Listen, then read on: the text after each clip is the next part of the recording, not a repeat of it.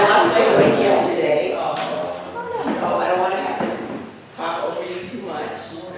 I'm very happy that everybody's here, very excited, and I've been working on this for a long time. And when I got sick on Monday, when I lost my voice on Monday, well, actually Sunday, right after church, I have that gift of being able to put off. It's like teachers, right? And then I'm like, oh, I've done all this work. I don't want it to stop. So I'm so glad that you're here. And for me, Lent is a time to remember the sacrifice of our Lord and to be grateful for the spirit and new life that we have because of what he gave to us. And we could spend a lifetime doing that. And I thought of the title of this little talk I'm going to do months ago when Randy called. And I want to thank Randy for forcing me to do this again. And I get that from Kimber. Is Kimber here? I had lunch with Kimber a couple of years ago. And she called me up and she said, thank you for forcing me to have lunch with you. And I mean that from the bottom of my heart. Thank you for getting me to do this. You know, it's not, Lent isn't an easy time. You have to really push yourself to look deeper into the meaning of your faith. And so what I wanted to do was I wanted to kind of talk about how we pass on our faith, what we do with this amazing gift that we have that overflows from us and just makes our lives worth living. And I have a number of things up here that people from my church will recognize. My dwarves, the Lenten special offering that we take, a special daily scripture that we read, my golden retriever pillow that Chris made for me so long ago that reminds me of how wonderful therapy dogs are. But those are all just kind of peripheral things that I could talk about. So what I want to do is talk to you about specifically what I see the journey, what's central to our faith, of course, is the life, the death, and the resurrection of our Lord. Right? And keeping that in mind as we look at some of the darkest scripture is very important to me. I think that as Christians, we always need to keep an eye on the goal, not only of our Lord's life, but our own lives, and see the big picture. And I have a few pictures here that I want to show you. So this is my birth certificate. Didn't know I was that old. It's Evanston, Illinois. It's this, picture of the place I was born, and it has a seal on it. Okay, and so God created the heavens and the earth, and then God created man, and then everything started going down. But for a very long time, the way to be a chosen child of God was by birth. You were born into it by birth.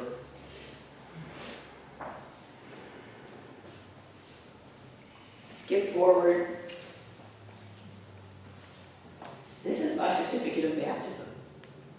Now, how many here were baptized as infants? Okay, infants. Was anybody baptized as an adult? Okay. Were you asked if you wished to be baptized? Were you part of the liturgy? I think so. Don't really remember? Okay. So, in the tradition that I was raised, I was baptized as an infant, and I didn't have a choice. I was just a cute little baby. Well, sort of. Yeah. And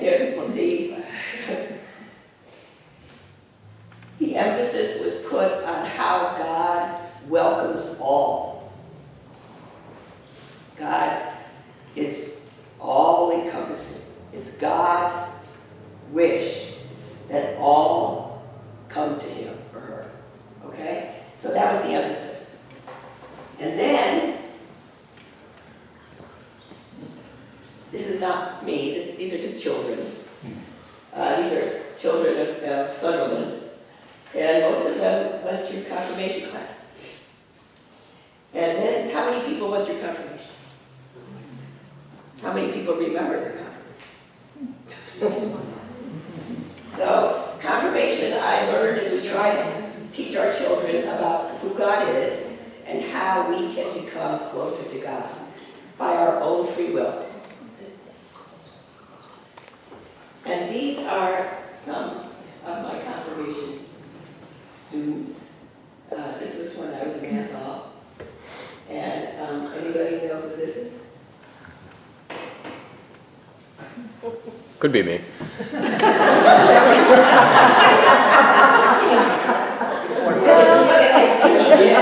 So you were 13, 12 or 13. A little bit. That's. Yeah. I was not that tall at 13. And you don't know any of these people. This is Jan, this is Judy. Mm-hmm. I know. Woodward. This is Eric Worth. Anybody know the Worth? Gene Rosenthal's wedding. So these two are still friends. Mm-hmm. And so all of my children went through confirmation, but I went through confirmation too. And my point is that we go through this process when we learn that to follow Jesus is a choice. Was that your confirmation? And this is Emily Langevin. It looks so cute. Oh, that's me. Yeah, right. Oh, yeah, okay. Yeah, that's me. me. But this is Emily Langevin. And Emily was my first baptism as an infant. And then I came back to Montague for a year to be their interim. And she hadn't had confirmation yet. So we did a confirmation class. It's not the best picture of me. I look like I'm... No, you look You could. And here's Sunderland. And these three, this is my son Caleb, William Ingram, Zioli. Is it see right here? These are just, I thought you'd enjoy a little walk through memory lane. Oh, your slippers. Yeah. Rest is important. So, what I'm going to ask you to do, and I want you to think about this, is A, why do you come to church? And these are, the hardest questions are always the simplest. Why do you come to church? And how do you pass on your faith? Okay? Now, I'm going to help you. I've asked some people to, you want some water? I've asked some people to answer those questions. This is unrehearsed. This is nobody, well, you'll see. Straight from the heart, just authentic, okay? I asked a number of people. I'm not very good at video. I'm not a very good videographer. So I lost a couple of my interviews. And I did get young slippers. I was putting it. So, number one. Ken, will you stand up for this one? Do you need reading glasses? No, I'm fine. Good. Could you read Ephesians 6:18? And why don't you turn towards the camera? Well, do you want me to just come up here? Yeah, do that. Ephesians 6:18. If I can find it. Okay. Okay, and do not get drunk with wine, for that is debauchery, but be filled with the Spirit, addressing one another in psalms and hymns and spiritual songs, singing and making melody to the Lord with all your heart.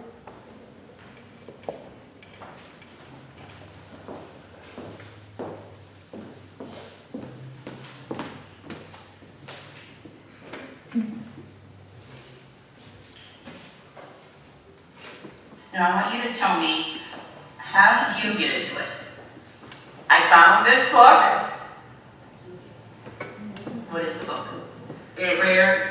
prayer shawl ministry, yeah. There's actually a ministry for the prayer shawls. Okay. And you find the book at Michael's, Okay. and it tells you all about it inside, gives you the stitches, gives you the different, you do one for your wife, yeah, your friends, anyone. You can crochet or knit them.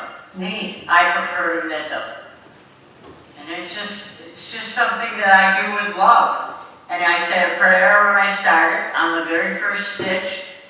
I always say the Father, the Son, the Holy Ghost, amen, on the first 4 stitches, the cross on every single row.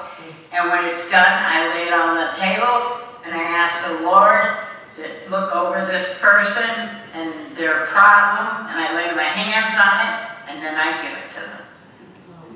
Beautiful. Isn't that great? Yeah, it is. Now I'm going to read the correct verse. I won't make you come up here again. Well, I did keep going. And I I'm wasn't really sure when against you not wanted me being to able to stop. drink wine. I just would like to go down.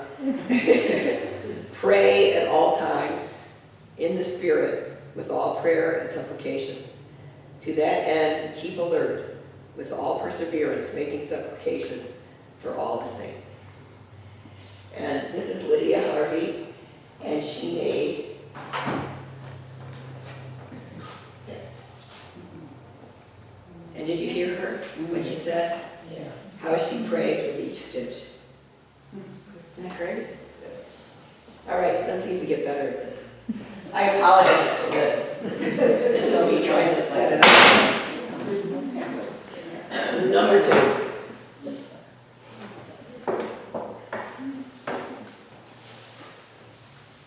Can I have a volunteer? I'll read. You will? Anybody else? Anybody else? I just want to do over, but Okay, Randy. that's what I was doing. When you volunteer someone else, guess what? Romans 14:13. Then let us no more pass judgment on one another, but rather decide never to put a stumbling block or hindrance in the way of a brother or sister. Okay, now stand up and be crazy. No. My husband says I'm too instructive. Okay. Then let us no more pass judgment on one another, but rather decide never to put a stumbling block or hindrance in the way of a brother or a sister. Thank you. Okay. It's beautiful. Okay. Keep that in mind.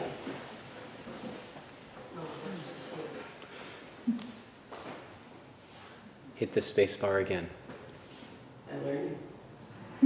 So I asked you to answer some questions. Right, Just 2. right. And I want you to do that now. All right, the first question is, why are you a member of a church or our church? And we talked it over. I think the reason we're a member of this particular church is that we were looking for a judgment-free zone, an area where it doesn't matter who you are or who you voted for or what you do or what you don't do, that you're part of an extended family. That whether, according to the Bible, whether you are an apostle or a Roman centurion, as long as you are following the path of God and the love of Jesus, that you are accepted as per the Bible mentions, all are welcome. And there's nobody with a checklist telling you, checking the box, saying you have to do this or you have to do that. But we will talk to you. Number 2, how do you share your faith? My father was in the military for many years, and the last unit he served in, their unit patch said, deeds, not words. And we talked about it in being children of the age. Remember all the televangelists who were screaming about how much they loved God, and they were taking money from their congregation. And we like to think that faith is everywhere. That you share your faith when you get someone else's mail and you take it to them and say, hey, I found this in the mailbox, I think this belongs to you. Sharing your faith is you're at the grocery store and you've got 8 items and a woman behind you has 2 and you let her cut in front of you because she gets her out of there faster. Faith is everywhere. It's the things that you do. You don't necessarily have to tell people you're a Christian or let people know you're a Christian, but your actions speak for themselves. And then it just always seemed to me that the people who were the most talking about the most are the ones who need to, Don't necessarily. don't necessarily believe in it. Believe Yeah. it, or they believe it in their own, Right. Yes. for their own, So thank you. Good. You're welcome. That's great. Want to say a word or two? yeah, I know, because Thank you, I Laura. have a chance to That's talk, good. because I'm always the one on. You are. That's Yeah. true. I'm not able to have I a appreciate chance to share. Oh, It's awesome. So, when I give him a chance. Okay, Russell. Christine. Christine's my CrossFit partner. That's all I'll say. I promise. Proverbs 3, just this one. My son, do not forget my teaching, but let your heart keep my commandments.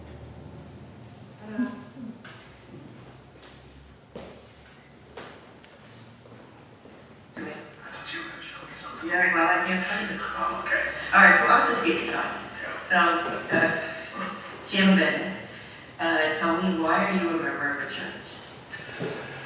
Well, for a long time, I wasn't a active member of a church. When I married my wife, Kimberly, she had a very strong connection with the church, and I just really liked that and decided to be a part of the whole experience and start learning about what it meant to be a part of a church and understanding religion more deeply than I had in my earlier years.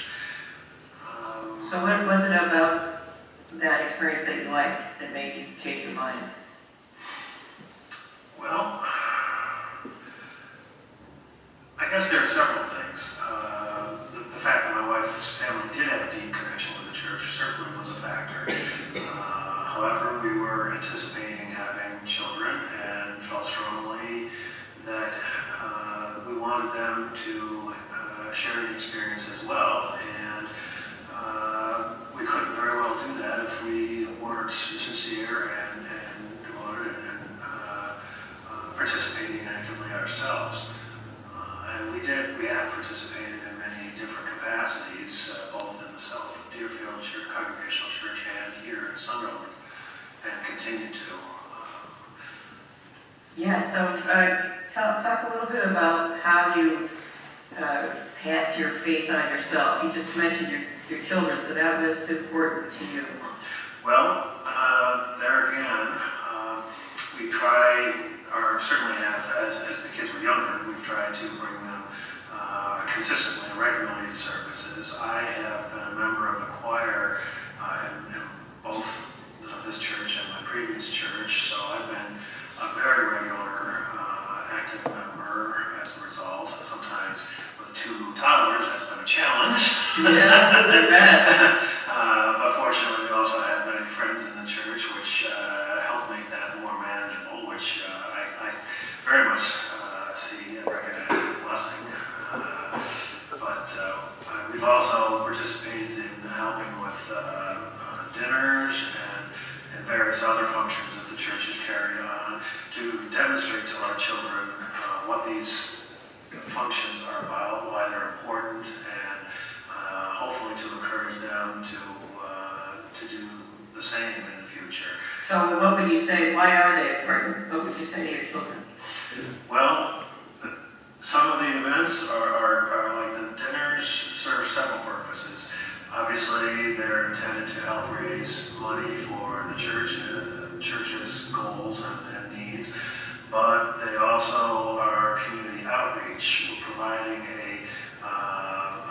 a very critical service to the local community, both by providing a good meal, but also an opportunity for people to come together and talk and make connections and have a really rich social opportunity that they might not otherwise have.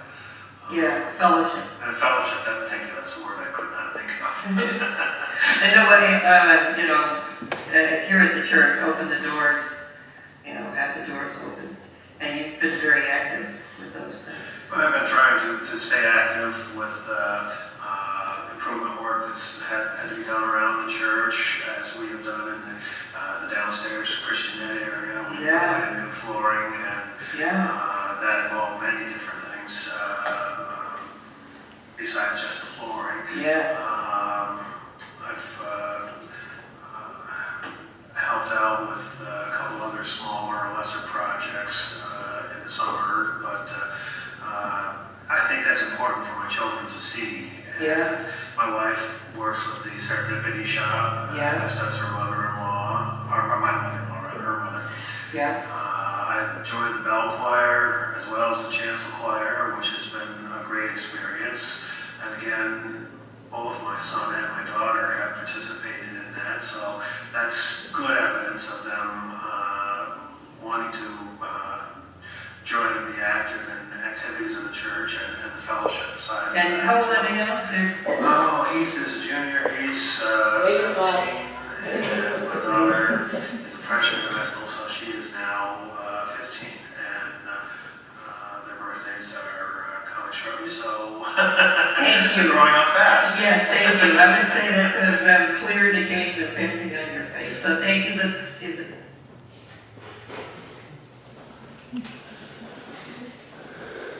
Heather's actually 16, but. 16. No, she's 14. Yes. She's turning. Oh my God.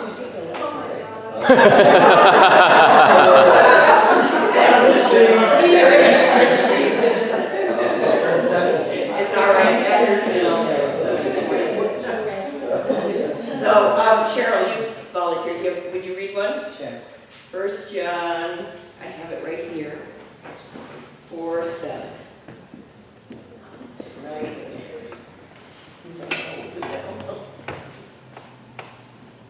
Just one word. Beloved, let us love one another, for love is of God, and he who loves is born of God and knows God.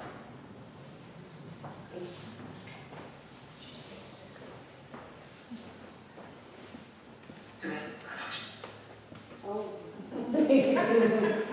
It's the cleaner lady.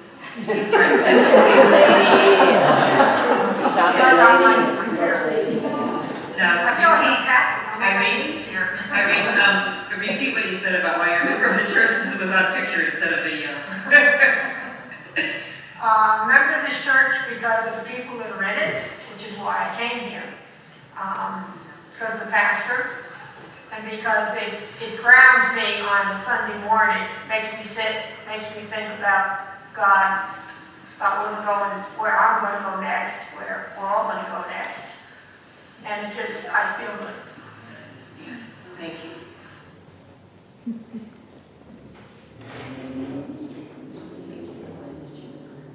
That might have been, I don't know. Okay. There was more, but I'm new at this. Thank you, Irene. Number 5? Anyone? Kenny, I'll bring it to you. You don't have to be up here. I need my glasses. Micah 6:8.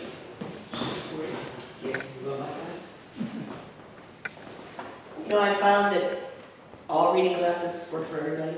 Have you noticed that? There we go. 8. Thanks a lot. Are you kidding? He has showed you, O man, what is good, and what does the Lord require of you, but to do justice, and to love kindness, and to walk humbly with you, our God, your God. Thank you. Ready? Carol Kushai. So the questions are, why are you a member of this church, and how do you pass on your faith? I've always been a member of this church. I'm in this church. I'm a Sunday school teacher. I have been on all committees that the church has. And I joined in 1964, and it's my family. And we all help each other out. When I had twin daughters, I was welcomed back here. They sat in church because we didn't have a Sunday school at that time. I brought them up in here. However, I only have one that comes once in a while. But back in my day, that was something we did every Sunday. We went to church with the family, and I find it relaxing. I can talk to God that day about everything that's gone either right or wrong all week, and it's just my family. I'd be lost without it. Thank you. Beautiful. And you do so many different things around here that nobody knows anything about. Why don't you say how you pass your faith on? I passed my faith on by inviting people to church. I had Lydia come with me one day. She said we're lovely people. She wanted to join. I have taught Sunday school. I have tried to come forth when we needed things and I couldn't get a hold of people for down payments. Right. I You take the have food. been a deacon. I take the food to Sunderland school for families in town. Yeah, say something about that. I think that's something that... Well, I worked in the cafeteria, and I didn't realize until I was a worker in the cafeteria that we do have children in town that do not get 3 meals a day. So when schools closed, we tried to cover their week's vacation by collecting food here at church, and then I get it down to Vicki Palmer, who spreads it where it needs to go, because they said I shouldn't be involved personally with families since I worked there. When we're not in church, we collect it and it goes to the survival centers. Beautiful. Beautiful. Thank you. You're welcome. But I gotta add to that. She also brought a Roman Catholic into the church too. Her husband. That's good. Okay, just 2 more. Anybody willing? Yeah, okay.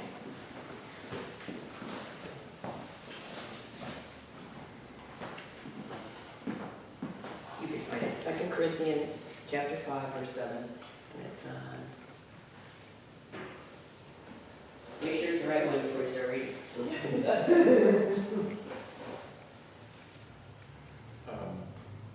Verse 7, just by itself, Yeah, because it's only one sentence long. yeah, that's it. They're all one sentence. Oh. For we walk by faith, not by sight. Now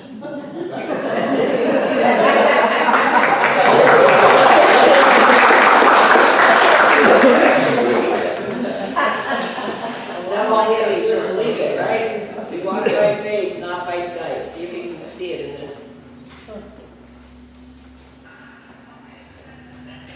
Hi, Corinne. I'm so glad you decided to do this. Will you talk a little bit about why you belong to this church or a church at all? It makes me feel part of something bigger, and that's what I think believing in God is about, in Jesus. And so I come together to be with people who feel that too. And I try to come to church to show my light and share that with others. So if I need some light, I know I'm going to find it here on Sunday. Wonderful. Yeah. Thank you. And how do you pass that on? Any particular, other than your wonderful son? I think, I don't know, in my work that I do with kids, I mean, every moment that I'm with kids, I'm asking God to be with me. So I think through my work, I ask for God's help every single day, several times a day, so I try to pass it on as much as I can, that I'm aware of it, that I'm trying to be a light, because we're here for a reason, and it's not just to collect things and people and stuff. Yeah. And I you know, when they said about people being asleep, if I can help a person wake up, that's really cool. It is. Yeah. Yeah, so that's pretty much it. Thank you so much. Yeah. So the last one is Matthew 19:14, and it's let the children come to me, do not hinder them, for unto them is the kingdom of God. You guys know the rest. And this is just a little treat for you.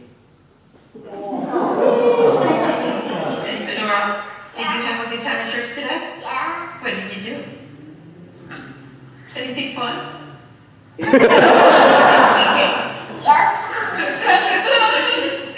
You ate cake. Thank you.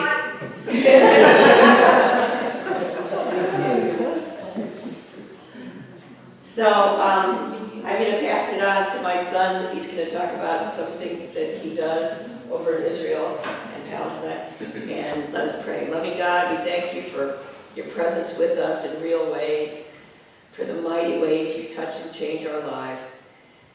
And we pray, humbly ask, loving God, that we always have the courage to ask and to manifest your spirit and love in our lives. And I pray in our Lord's name. Amen.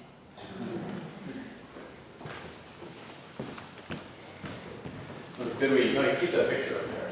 It's good. My mother pointed out that that's a very good friend of mine, Eric Worth. We still have breakfast every other Friday to this very day. We met almost, I was trying to figure out 26, 27 years ago at the Congregational Church, and then this is our, piece of our confirmation class photo right here.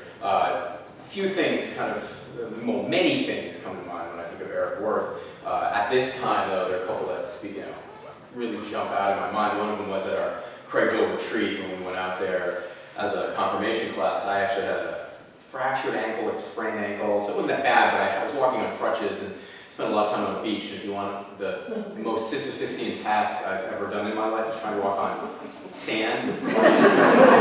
It doesn't work. So Eric ended up carrying me around a whole bunch on the beach, from place to place, and stairs and things. And then this might have been the day of our confirmation. I don't know, it probably was, but the confirmation ceremony happened, and Mom's up on the pulpit, and one of the things we did is the whole congregation's out there, it's packed, and we're all going out one by one, we're lined up over here. And there's a microphone right in the center of the aisle right here, and one by one we each were going up and speaking for a minute or two and thanking the church and talking about our sponsors, and Eric was right in front of me, so I'm here, and Eric is right here, and he gives this wonderful 2-minute monologue about his faith and about his family, about his sponsor, and people are just tearing up, and it's very, very emotional, right? So then he's done, and he turns, and he's walking this way, I'm right here, and I'm walking up to the mic, and right as we pass, he leans over and goes, beat that. So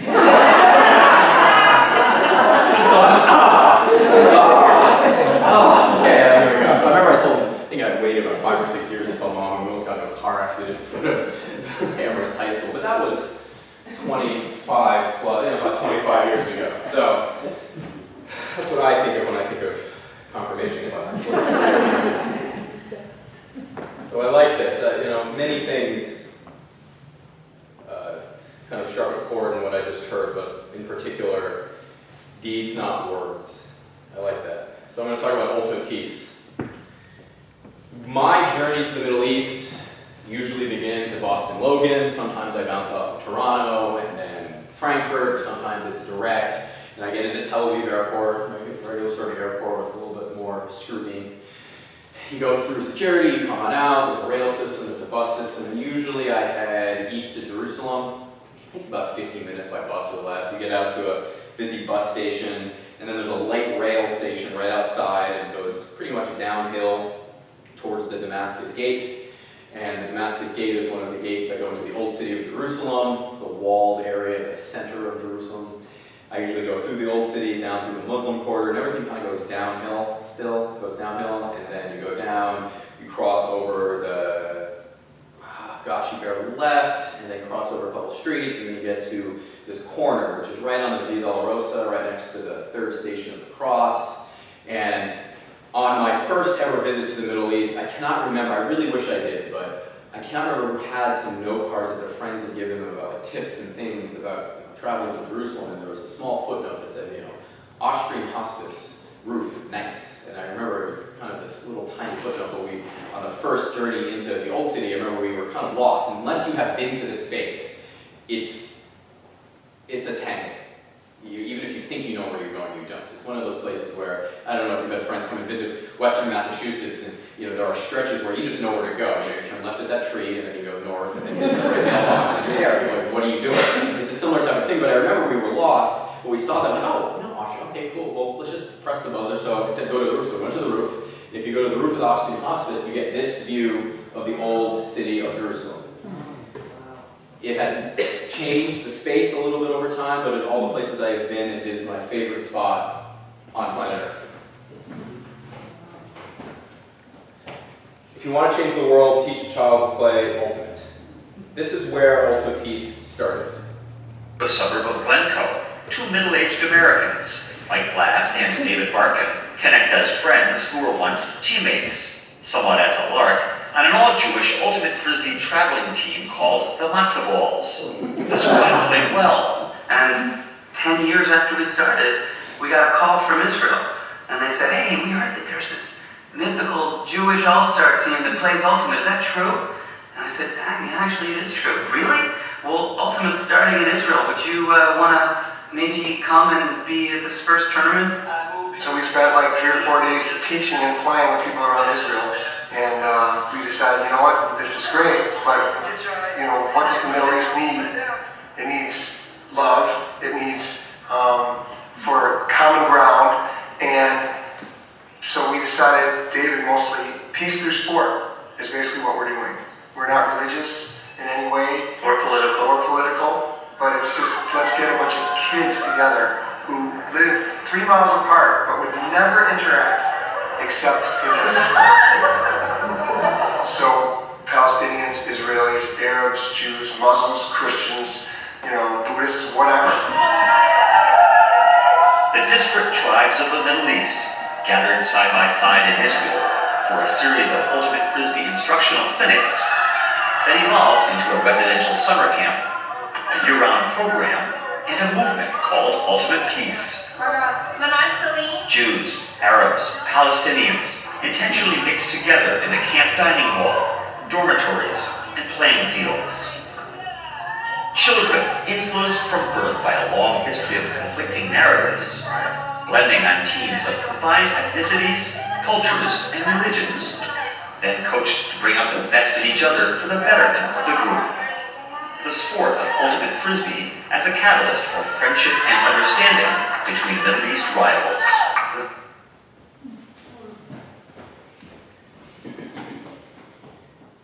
To build bridges of friendship, if you were to distill Ultimate Peace down to one thing, this could be one of those things. That is the mission, and the tool we use is the sport of Ultimate. You don't really need to know much about Ultimate other than you catch a flying piece of plastic, you catch it in an end zone and you score a point, and there aren't any third-party refs. Everything is called by the people on the field.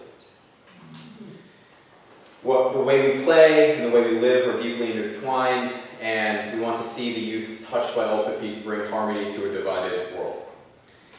Standard information, it's a 501c3, officially founded in 2009. Those 5 values you see all over the place: friendship, mutual respect, integrity, nonviolence, and fun. All the kids will know it. You'll see it in different languages, primarily Hebrew and Arabic, but those are the central values that the camp lives by.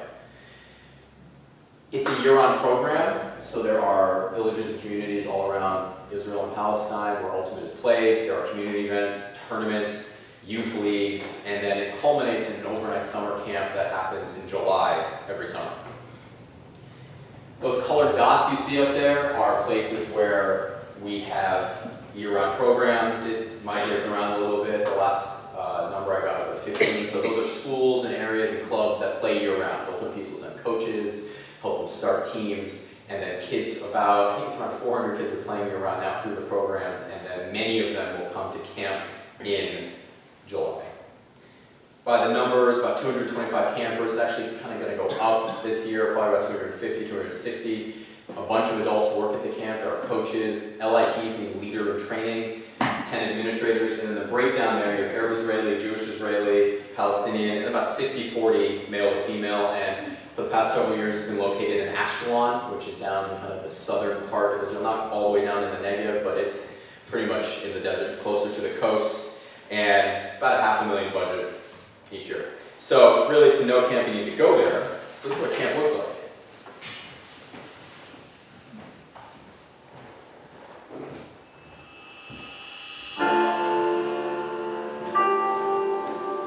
I never actually went somewhere I was there with people and I never visited places like that. I don't know why. I was never racist, but I never knew an Arab person. I had a lot of stereotypes around Jewish people. If we talk to them, they won't even respond. We don't have things in common. So why to try to talk to them even? How do we even bring these people together? How do we even get these young people to break down these walls, these stereotypes, to eliminate the ignorance? It is astounding that I lived 11 years here in Israel, and yet I did not have a real conversation with a single Arab Israeli kid until I came to Ultimate Peace.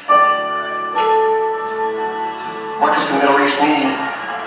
It needs love, it needs common ground, so we decided peace through sport is basically what we're doing. Let's get a bunch of kids together who live 3 miles apart but would never interact except for this. The kids come to camp. You speak Arabic, I speak Hebrew. She speaks English, but we have a disc, and we're just gonna learn how to throw this disc between us. We throw, we catch, we throw, we catch. I was afraid to go to him and talk to him or even to throw a frisbee with him, but I said, it's a lifetime opportunity, let's take it. After we played, I was like, hey, my name is Ali. And he was like, my name is Shukr. The way the Ultimate Field works is, in some ways, more democratic than other sports. I mean, as soon as you get the disc in your hands, you now change from the receiver to the quarterback. You just caught it, but now you have to throw it. We are dependent on each other. I can't do it myself. I can't run the length of the court and slam dunk. I gotta pass it to you, you gotta pass it to me, and our failure is ours collectively, and our success is too. There's no referee in the game, which is gives the players a chance to solve their problems on the field by themselves. When someone calls a foul and then another person said, no, it's not a foul, and then they can't speak the same language, so they bring in like a third and fourth person to translate, and they start having a dialogue. They learn how to communicate with each other. The relationship that is created here at Ultimate Peace really sticks with the kids, and it's something that's not breakable. These kids are brothers and sisters for life. This camp changed a lot of how I think and how I see Arabs and Palestinian kids. To get to know an Arab person is to truly learn about their culture and not just from things I hear in the media. We're all human beings. Like, I have to accept other people. I have one Jewish girl, and she's like my best friend now. We are cousins. Jewish, Palestinians, Arab, Israel, whatever you want to call it. No one can change this. As these children grow up and become the future leaders of the world, they're going to remember this connection. And I think that can really change the future. I think that if our leaders are connected, they won't want to fight. They won't want to hurt each other because they're family. And why would you hurt your own brother? Do I think it's possible to bring peace? I have no idea. Am I hopeful? Because of this program, I really am.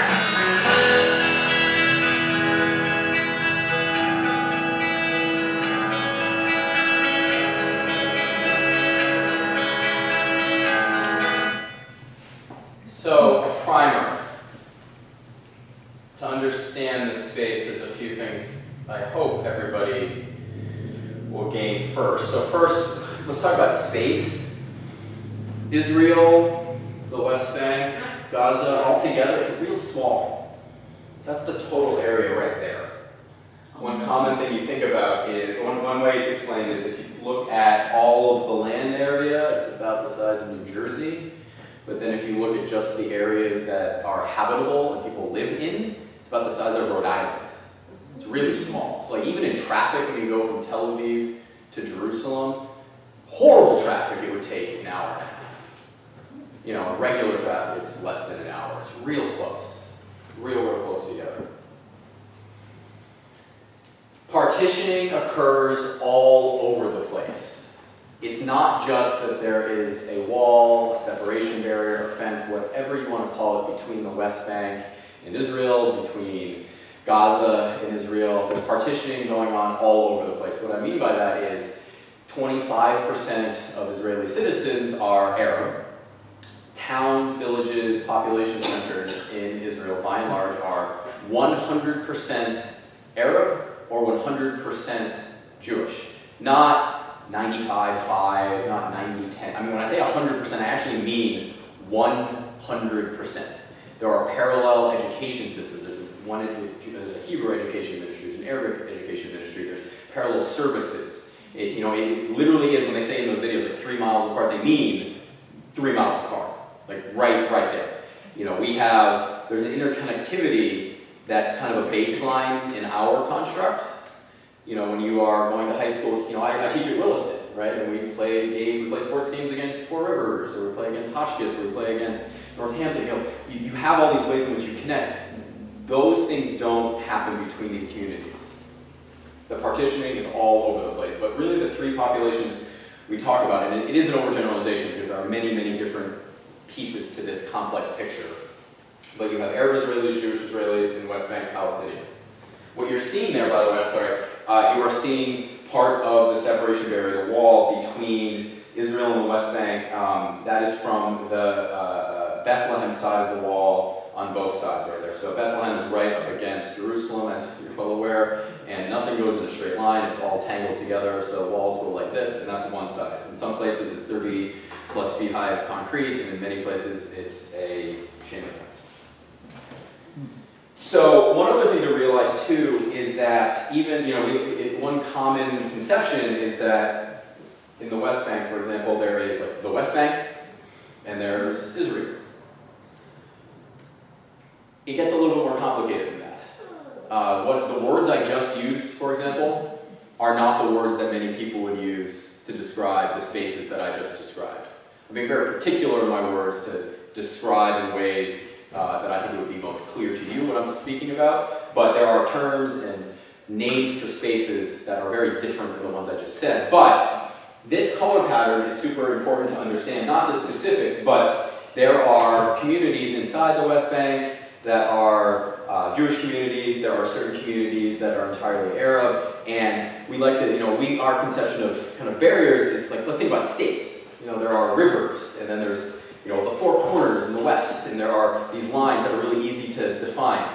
I'm a math person, and I love spaces and twisted, like studying complex constructs.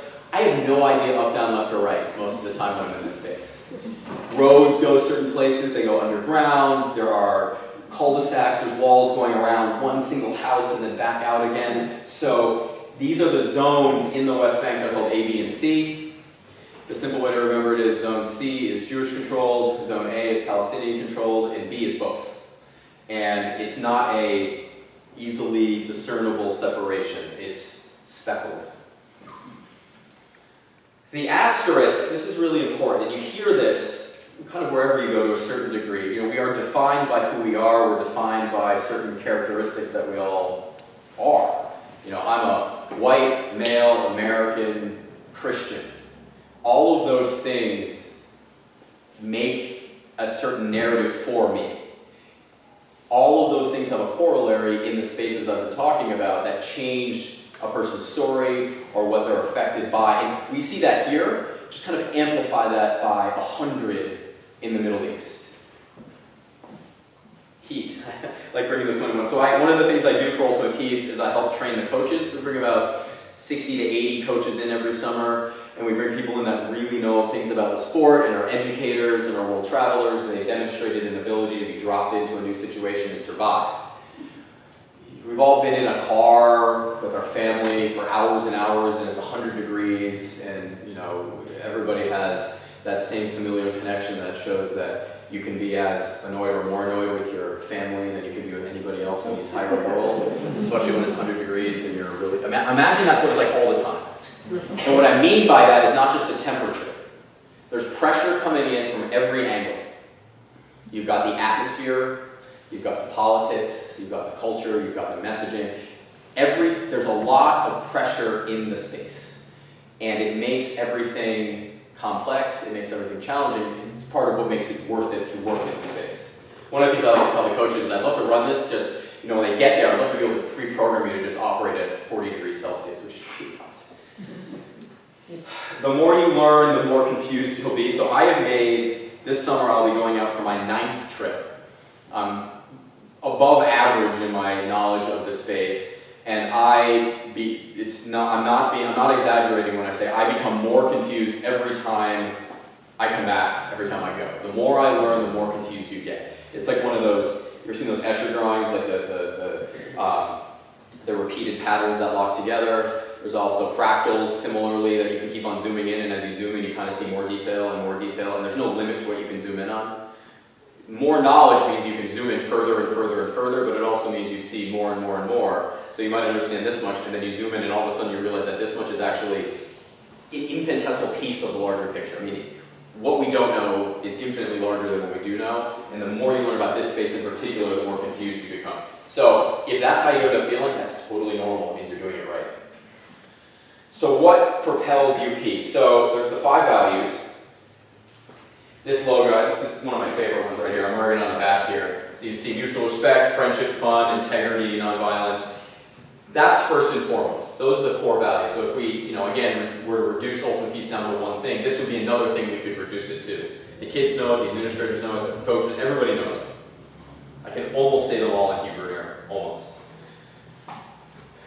Propelled by dreamers. So you heard David speak a whole bunch. This is David Barkin. He's one of the founders of Ultimate Peace. He's the one that keeps us going. He's the one that propels us. He's the eternal optimistic realist.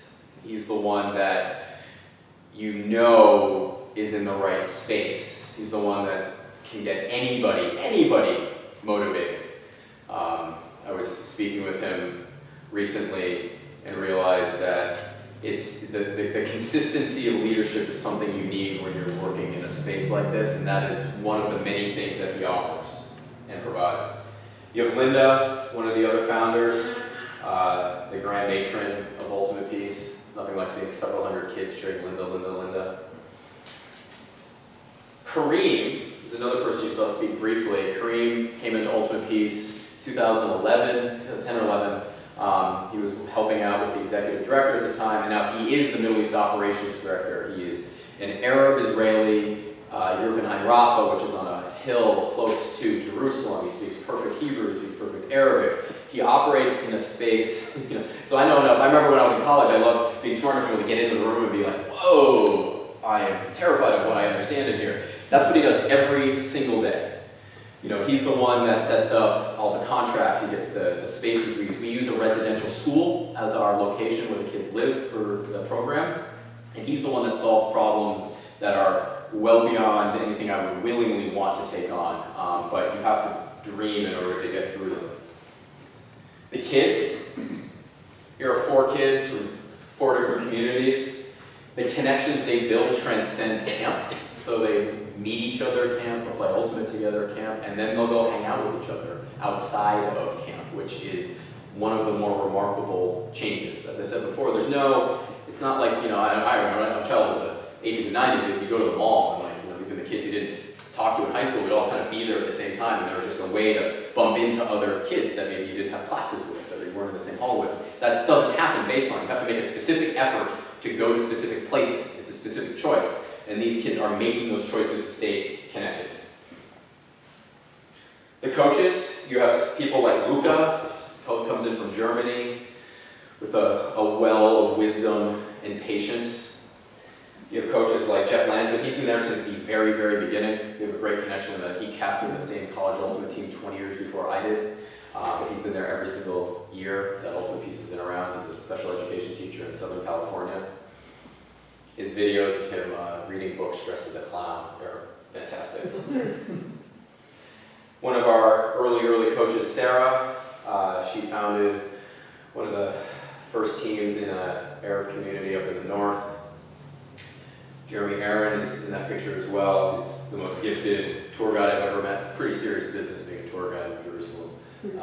He's the best, and he comes and teaches us something new every single summer. And then you have local leaders. You have local leaders like Rachel, she's from North Carolina. went out to Israel, not to make Aliyah, not to be a citizen 5-6 years ago, but thought she was going to stay for a year or so working at a nonprofit, not Ultimate Peace actually, but found Ultimate Peace, and now it's going on, I think, 6 years. So we've got a coach. There's Iran. He's native to Jerusalem. He came up through Ultimate Peace. He went through the leadership program, and now he's helping run the leadership program. You have leaders like Scott from, he played Ultimate in northern Minnesota. He was an operations director, speaks Arabic and Hebrew, and I did a lot of work with him over the years. You know, when you have a large number of people coming from a large number of places, you gotta have someone who can look at spreadsheets and make sense of them. And I love doing that, and he loves doing that as well. So we bonded over that over the years. And then you have youth leaders like Omri. Omri was a camper. Omri then became a leader in training. He then played on Israeli national teams, and now he's coaching Israeli national teams. So there's a continuity. You have coaches like Maya. She was a leader in training from Washington, D.C., from the United States. She was an American. She came to be an American leader in training with about 15 of them every summer, I think 12 this year. And then she went through, and now she's a full coach. And then you have locals like Shada doing the Middle East Leader in Training program and becoming one of our rising stars inside the organization. You also have leaders like Hamuda. Hamuda was the first Palestinian teenager to come to Ultimate Peace, and all it takes is one, and then things can change. There's always a first. There's always a first, and Hamuda was the first. He was a student at Hotchkiss, and his coach said, you know, you should try this program, you should go to it. Like, no, I can't, no way. And the next year he said, you should do it. And then he did, and then the year after he did it, 10 of his cousins came. How your loved ones, or the people most important, view your interaction with Ultimate Peace, how they view you working with Ultimate Peace, and maybe, I don't know, I wonder how your family, how your parents are, I don't know if you want to go any further than what you did. Yeah. This is Hamuda. As well, if you're interested. Well, my family, I'm just going to talk about my family. My family itself, I have an uncle who's against it, and I have other uncles who are with it, and my dad and my mom are 100%. My brother was against it before knowing about it. He just, because my brother was in jail, as I said, when I told him I'm going to an alternate camp, it was Israeli, he was like, I'm 100% against it. Like, I'm 100% against it. And now, after knowing what we do in the camp, that we don't bring politics at all. We don't do anything about politics, we don't have to do anything about politics, all we do is just play ultimate. Sure, love the game. He actually started to love it. And then he was the one that actually talked to my little brother to join. And then my little brother joined the camp. So, like, in a way, there's it's just like a thing. Like, it's like the community that I live in is a small bubble. If you add something different to it, they're not going to accept it right away. It just needs time. That's what happened. The first year, as I said, everybody was against it. I still did it. And then after doing it, more people started accepting it and wanting to do it as well. And with time, I think it's going to grow more and more. So I don't know if you caught that right there, but while he was at Hotchkiss and being asked to come be a part of Ultimate Peace, he said no, and then asked again. His brother was in Israeli prison at the time. Resiliency.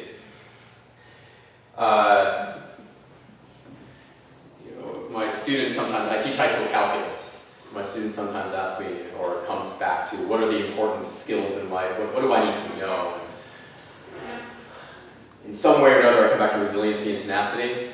And one of the reasons Ultimate Peace is able to succeed is because of resiliency. So for example, we're out for pizza. Gosh, it would have been 4 years ago now. This is right before camp began, a couple of days before. We're out in this regular plaza, kind of like the Strip and Hadley in a way. Imagine you were outside at one of the restaurants eating dinner outside. And I remember being outside at the table, there's about 20 of us, and I was like, oh, that's an interesting flash in the sky. And then all of a sudden, there's a big siren. And then everybody gets up and moves with a certain quickness into the back area of the restaurant. And then we come out 10 minutes later and resume our dinner. Missiles have been fired in one direction, and missiles have been fired in another direction. And then we held camp 3 days later. That was a complicated summer, but that is one of the things that can happen. Boston pickup. I was up in St. Johnsbury for a number of years, up in northern Vermont teaching, and we had a group of Middle East counselors coming in, these teenagers coming in to do a friendship tour, coming to the United States to do speaking engagements and play in a tournament, do fundraisers. And they took off from Tel Aviv, and they had a layover in Istanbul. And while they were in Istanbul, news broke about something going on in the United States. It made it a little complicated for the area around Boston. When I'm up in northern Vermont, and I kind of hear that they're having some trouble getting picked up because there's a shelter in place because the Boston Marathon bombing had just happened. So they're touching down during the shutdown. Shelter in place. So I called my headmaster and I said, hey, I need to, can I use a minibus? He goes, go right ahead. So I got in a minibus and I drove down 93 down to Boston. And there were all these shelter in place flashing signs, and I very smoothly drove into Logan because there weren't that many people on the road at the time. The flights were still coming in. And I'm listening to the radio, and I remember, like, man, the shutdown was on, and then it was off, and then it was on, and then it was off. And eventually the kids get off. Their flight was on time. They get off, and I wasn't sure what they knew. So I remember asking one of the players you saw at Ross, she got off the plane, and I was like, hey, I guess, oh, we're good, something's good. She goes, like, do you know what's going on? She goes, oh yeah, we heard about it in Istanbul, parents know about it. I'm like, how you doing? She's like, you shut down the whole city? So it's two things. There's a certain resiliency, and at the same time, it hit me hard, because you have teenagers who take that kind of event and just roll with it. So simultaneously impressed and whoa. Up in the sky, Ashkelon's pretty close to Gaza, so several times over the course of the past couple of years, we'll be out there and all of a sudden a whole bunch of helicopters will go overhead and a whole bunch of kids will hit the ground. That's the programming. People have different reactions to the same thing depending on where they're from. Helicopters mean different things in different places. Flexibility. This is a good one. So, summer 2015, that summer where missiles went off, we've been very lucky in that timing, the oscillation of things, let's call it things, they go like this, right? And campus tended to run at one of the low points, not low, I mean calmer points. But, so we've been lucky in terms of timing. But in 2015, the day our Palestinian campers were coming through the checkpoint, they were just turned away. I said, no, you can't. And that's, even if you do all the paperwork, even if you have everything lined up, it comes down to the day. So that was the first time and only time so far they weren't, 25 kids weren't allowed in. So we had to be flexible, and then we just brought camp to them the day after camp ended. So a bunch of us went in. Americans can walk in and out of the West Bank quite easily. Our age range is pretty big, 12 to 19. So that adds another layer of complexity. And as is the case with whatever you do in the Middle East, in this area in particular, there isn't the luxury of space. So it's about 225, 250 campers, and the equivalent of about 3 fields. So you have to be very creative with space. There are 3 languages. The common language is English, but there's Hebrew and there's Arabic. So whenever we're speaking to in a large group, it's always double or triple translated, depending on where it's starting. If you're in smaller groups, it's still double translated. It means that you become a better teacher because you do not use extra words. You learn that you don't need much to guide. So the pacing will go something along the lines of, please, I would like you to step and then throw. Someone will translate it to Hebrew, someone will translate it to Arabic. Now let's do that thing. So you have to realize that there's all these layers around you. And then camp schedule, I want to show you what this looks like, just to give you an idea of what we're dealing with. That's as clear as it can be. We effectively run 2 simultaneous camps for several hundred kids, all in very small spaces. So that's what we do. What's camp culture revolve around? Well, one of the things that revolves around is third parties. One of the things goofy Americans serve best as is goofy third parties. So when you come into a space, when things get, in certain times in your life, there's nothing to do but laugh, right? So one thing goofy Americans can do is be so out of place in a way being at the same time mindful and sensitive of the people around them, but you act as kind of like a leveler in a way. We get into that space and people are knowledgeable to a certain degree of people's sensitivities and what they're coming in with, but you as a third party get to kind of be the buffer that everybody feeds into. It allows people to be more free with who they are because in many ways we are still ridiculously out of place. Kids get to be themselves, and one of the things I've learned, not just at Ultimate Peace, but wherever I've gone, kids are kids no matter where you go. Kids, there are so many universals. It's extraordinary. We're programmed for so many different reasons to label people the other or someone else is different. It's so much more is in common between us all, and especially the kids, than we even realize. So what's camp like?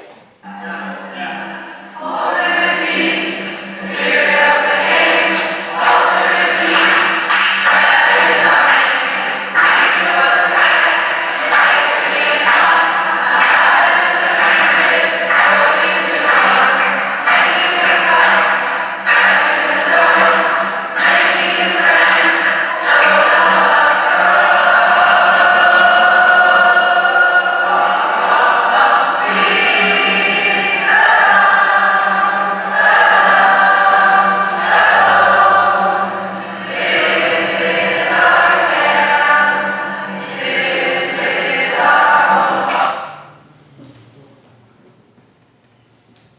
Meals are a particularly raucous time. This is a lunch.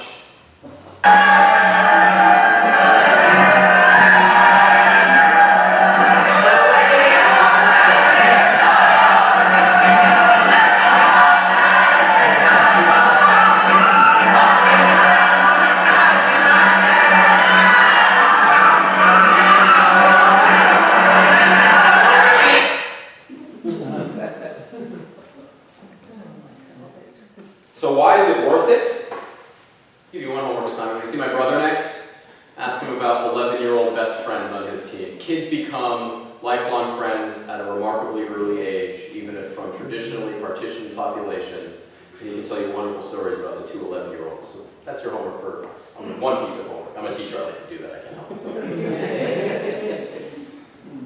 It's also worth it for moments like this.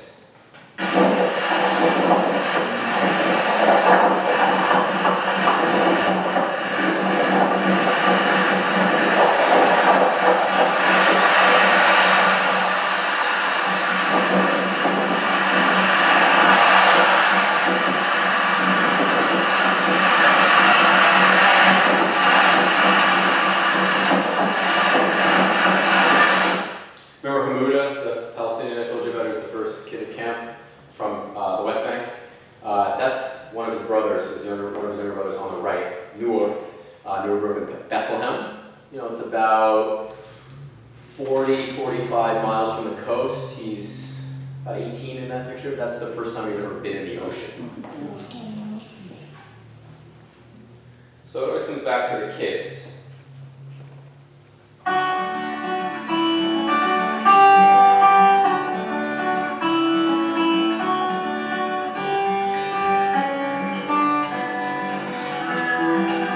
One thing unique about Ultimate Peace that makes me come back every year is that in here, everybody treats everybody else like family, and that I have many friends here, Jewish and Arabs, and it's easy for me to make new friends here.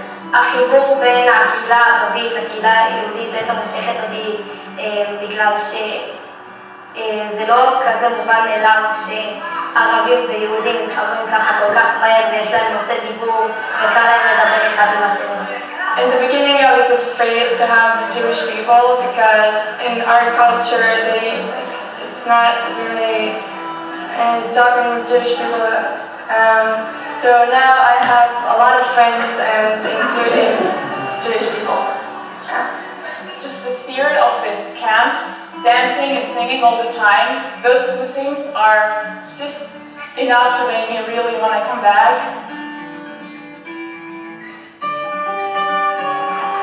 What is special in Ultimate Peace that makes me come back is the harmony in the people.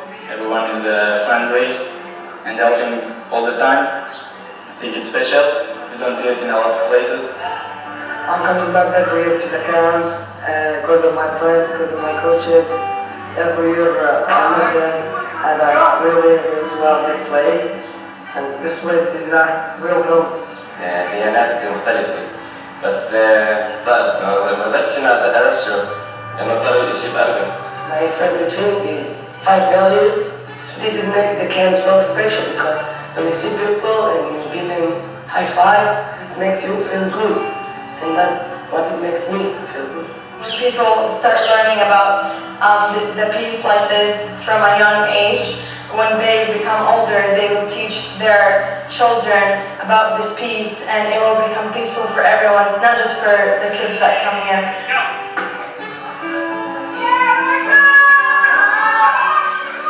This is my home, two homes. I have my home in Bethlehem. I have a home here with my family in ultimate peace. Because that, I back here.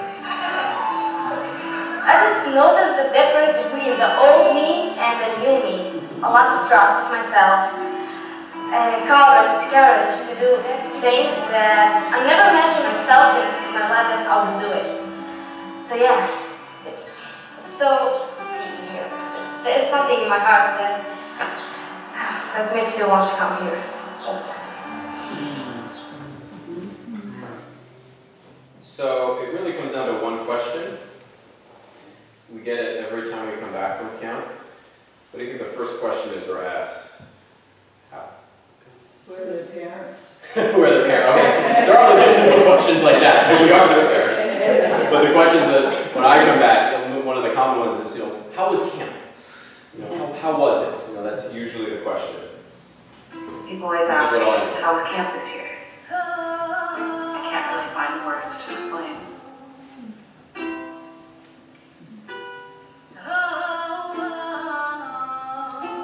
And I usually say it was awesome, the energy was incredible, there was dancing in the dining hall, people were bonding more than ever. This year was different. People were truly able to open up and feel safe. Some of the words that these young women spoke were the most beautiful things I've ever heard. I want to thank you all for being amazing people. And I want to thank every person who made Ultimate Peace happen, because I think that this is what the world needs. And without these organizations, we teenagers, children, we can never find what peace looks like. And especially in this area, because what we see is all violence. And it's too much to handle, actually. We're only 16 years old, 14 years old, and it's too much. And I'm really glad that you all are doing it. And these friends I made here are the ones I will always need.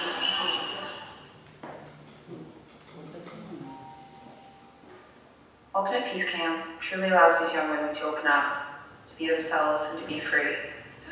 It's the place where their friendship has no barriers. In the world today, it's hard to believe that anything is really working.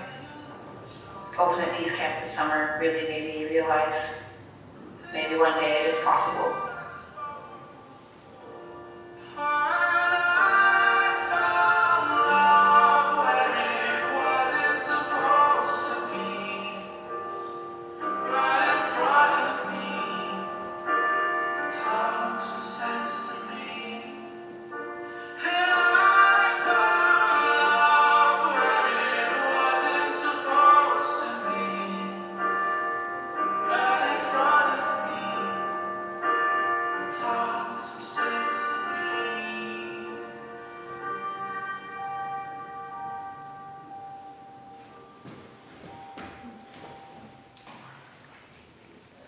You want to change the world? Teach your kids to play also. Thank you.